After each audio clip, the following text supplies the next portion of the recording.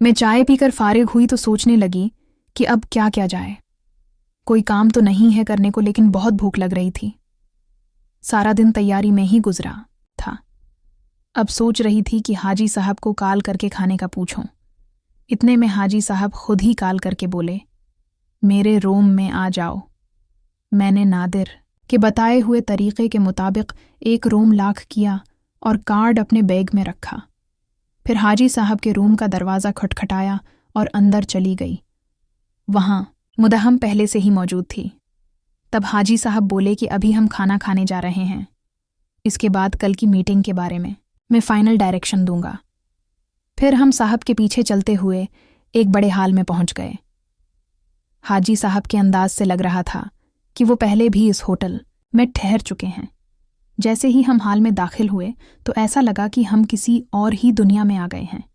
वहाँ मकामी और गैर मकामी मर्द और औरतें घूम रही थीं, और कुछ औरतें तो ऐसे लिबास में थीं कि शायद हमारी पाकिस्तान की बहुत सी ख्वातीन भी ऐसे लिबास में शहर में नहीं आती होंगी। यूं समझ लीजिए कि लिबास के नाम पर चंद कपड़े ही पहने हुए थे, जिन्होंने बस उनके जिस्म को थोड़ा सा छिपाया हुआ था। लेकिन वहाँ के माहौल का हिसाब से ये एक आम सी बात थी। खैर, हमने खाना खाया जो जायके में तो बस ठीक था, लेकिन चीज़ काफ़ी ज़्यादा बनी हुई थी। खाना खा के हाजी साहब ने काफ़ी पी लिया। मैंने भी काफ़ी का एक कप लिया। मुदहम ने चाय ली और हम टेबल पर बैठ के बातें करने लगे। हाजी साहब बोले, समीरा कैसा लग रहा है तुम्हारा पहला प्रोजेक्ट वाला सफ़र? मैंने कहा, सिर बहुत ही शानदार। पॉज कहने लगे, गॉड। फिर उधर उधर की बातें काफ़ी ख़त्म करके हम अपने रूम्स में आ गए।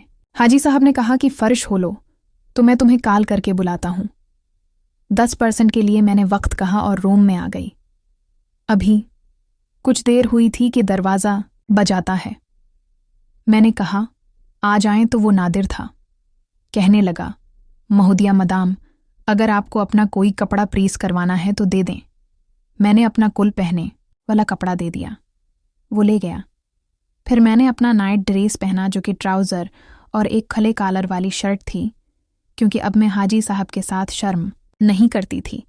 फिर हाजी साहब की कॉल आ गई तो मैं फ़ाइल लेकर उनके कमरे में पहुंच गई। महोदया अभी नहीं आई थी। मुझे देखकर हाजी साहब बोले, वह क्या कमाल लग रही हो यार, और उठकर मेरे पास आने लगे। कितने में दरवाज़ा भेजा तो वो हम अलग हो गए, और हाँ कहा तो दरवाज़ा खुला और महोदया अंदर आ गई। फिर हमने कल की मीटिंग के बारे में बात शुरू की तो रात के 2 बजे हो गए, पता ही नहीं चला। काफ़ी देर हो गई थी। हमने काम किया और अपने कमरे में आ गए।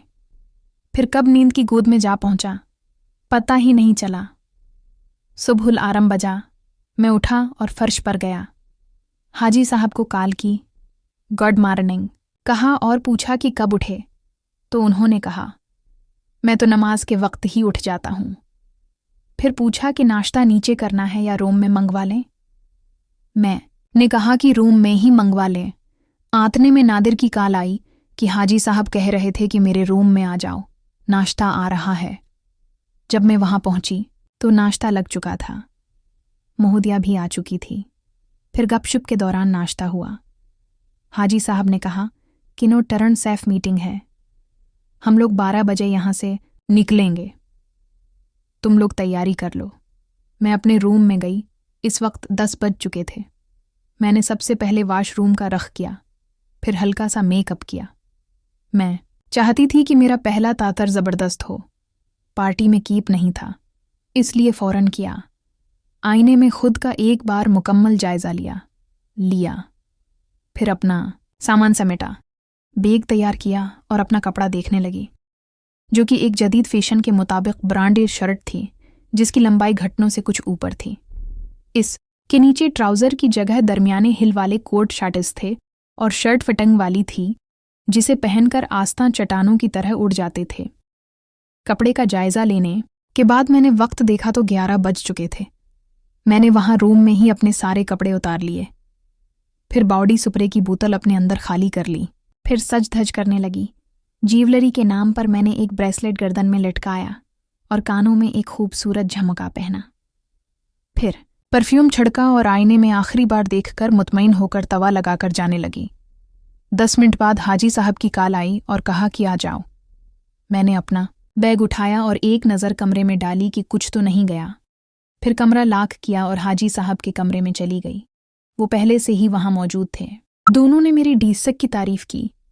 इतने में नादिर आ गया और उसने हमारा बैग उठाया। हम उसके पीछे चलते हुए ग्राउंड फ्लोर पर पहुंच गए। चेकआउट के बाद नादिर ने हमारी गाड़ी तक सारा सामान पहुंचाया। हाजी साहब ने 1000 बत्तूर ठपकी से दे और हम वहां से निकल आए। अभी मीटिंग चाय में 2 घंटे थे। हमारा सफ़र शुरू हुआ। कुछ देर बाद एक इमारत के सामने हाजी साहब ने गाड़ी रोकी और कहा कि ये मोन्यूमेंट है। मैंने सोचा इस्लामाबाद आए हैं, यहाँ का भी कुछ देख लेते हैं और वक्त भी है। अभी हमारे पास था तो हम वहाँ उतरे। अंदर आए तो हैरत अंगेज़ खुशी महसूस हुई। ऐसा लगा जैसे कायदुल आज़म और अलामा इकबाल के दौर में आ गए हैं। जिंदा जावेद हमारे साथ हैं। एक हिस्सा देखा, बहुत मज़ा आया। वक्त गुजरता ही नहीं महसूस हुआ। हाजी साहब ने वापसी का कहा तो वक्त देखा, 1:30 हो चुके थे। फिर हम अपनी गाड़ी में बैठकर तकरीबन 20 मिनट की ड्राइव के बाद मतलूबा पते पर पहुंच गए, जो कि एक बहुत खूबसूरत इलाका था और वहां एक शानदार बंगला था। इसी बंगले में उनका दफ्तर था और उनके एक बंदे ने हमें गेट पर खुश आमदीद कहा। इस कहानी का अगला हिस्सा नई आने वाली किस्त में अपलोड किया जाएगा। अगर आपको हमारी मालूमात पसंद आई हो तो बराह करम इस चैनल को सब्सक्राइब कर लें और साथ दिए गए बेल आइकन को भी दबाएं ताकि हमारी नई आने वाली किस्त आप तक आसानी से पहुंच सके।